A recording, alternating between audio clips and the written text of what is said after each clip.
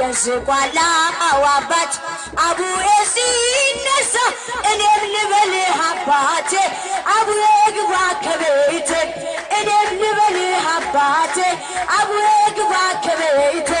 እኔም ልበልህ አባቴ